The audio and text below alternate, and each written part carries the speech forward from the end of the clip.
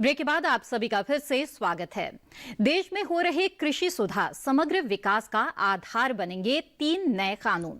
कृषक उपज व्यापार और वाणिज्य संवर्धन व सरलीकरण अधिनियम 2020, कृषक सशक्तिकरण व संरक्षण कीमत आश्वासन व कृषि सेवा पर करार अधिनियम 2020 और आवश्यक वस्तु संशोधन अधिनियम 2020। आइए जानते हैं इनके बारे में विस्तार से।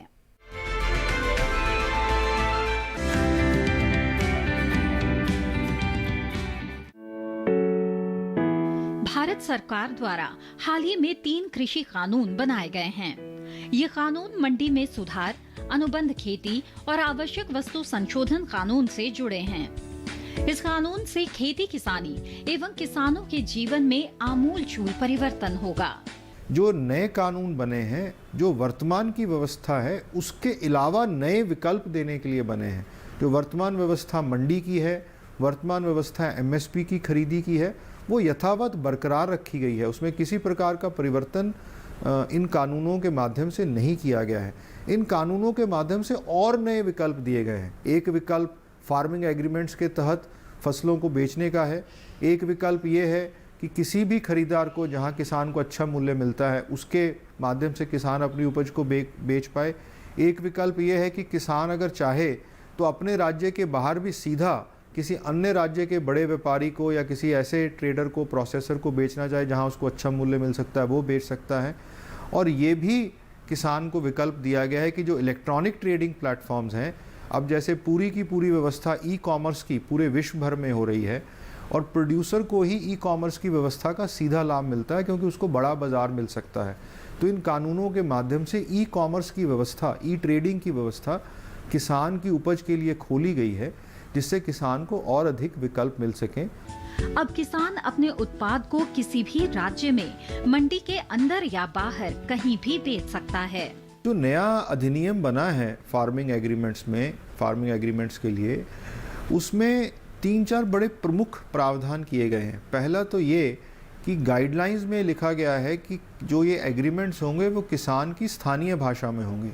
अगर पंजाब का किसान है तो पंजाबी में होगा, अगर तमिलनाडु का किसान है तो तमिल में होगा, अगर आंध्र प्रदेश का किसान है तो तेलुगु में होगा, ताकि स्थानीय भाषा का एग्रीमेंट हो जिसको किसान अच्छे से समझ सके और समझ के ही उसको एग्रीमेंट को साइन कर सके। एग्रीमेंट लिखित होना चाहिए ताकि लिखित एग्रीमेंट को एनफोर्स कर सकें और किसान अपने हकों के लिए अपने मांग ले सके और उसके हकों की सुरक्षा हो सके। फिर इस एग्रीमेंट में अगर राज्य सरकारें चाहती हैं तो ई रजिस्ट्रेशन की सुविधा बना सकती हैं। वो किसान भी उस ई रजिस्ट्रेशन की सुविधा में अपने एग्रीमेंट को अपलोड कर सकता है और जो खरीदार स्पॉन्सर है वो भी इन एग्रीमेंट्स को उन ई रजिस्ट्रेशन की सुविधा में अपलोड कर सकता है। इसमें कोई ज़्यादा कानूनी प्रक्रिया नहीं है। 100 रुपये के स्टैम्प पेपर पे किसान एग्रीमेंट बनवा सकता है कंपनी से। उसकी सभी जो शर्तें हैं उसको समझाइश देने की और उसको पूरी तरह समझाने की प्रक्रिया जो उस एक्ट के अंतर्गत गाइडलाइंस बनाई गई हैं उसमें दी गई है। आइए अब देखते हैं पद्मश्री से सम्मानित किसान की सफलता की गाथा।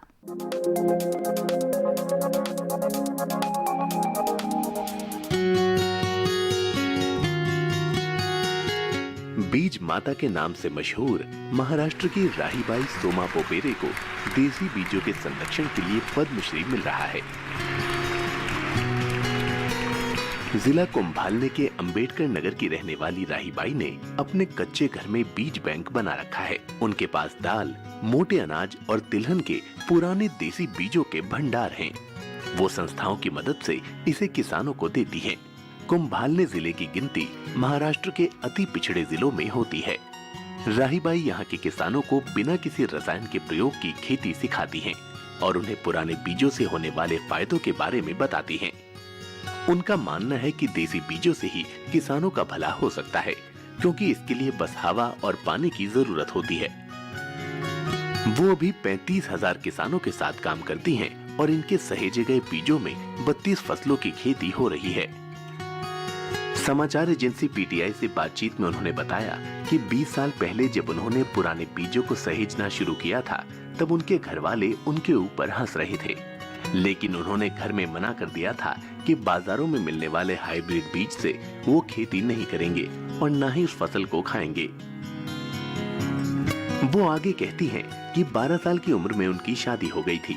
वो कभी स्कूल नहीं गई, लेकिन खेती के नए तरीके सीखना चाहती थी। शुरू में सब्जियों की खेती पुराने बीजों से शुरू की। तब लोग कहते थे कि इससे कुछ पैदा नहीं होगा। पिछले साल बीबीसी ने राहीबाई को दुनिया भर में प्रेरणादायक और प्रभावशाली 100 महिलाओं की सूची में स्थान दिया था। राहीबाई पीटीआई से कहती हैं कि विश्वास करिए, हम जो इतना बीमार हो रहे हैं उसके लिए हमारा जहर युक्त खाना ही जिम्मेदार है। हम इतना उगा सकते हैं जिससे हमारा काम चल जाएगा। इसीलिए हमें खेती की पुरानी पद्धति और देसी बीजों की ओर लौटना होगा। उनके यहाँ जो लोग ट्रेनिंग के लिए आते हैं उन्हें भी वो यही सिखाती हैं।